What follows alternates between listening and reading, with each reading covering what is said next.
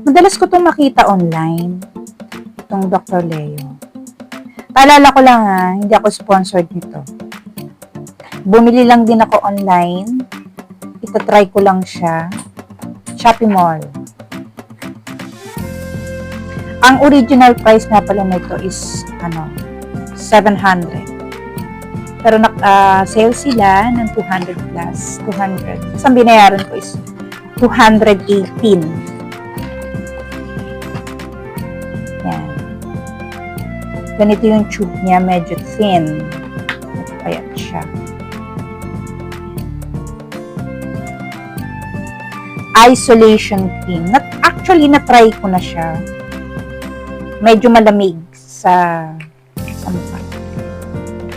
Ayan.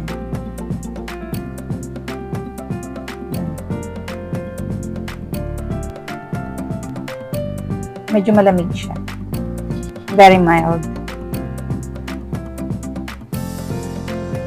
Kasi hindi ko hilig ang hindi ko hilig ng makeup. No makeup ang dating. Curious ako. Bumili ako.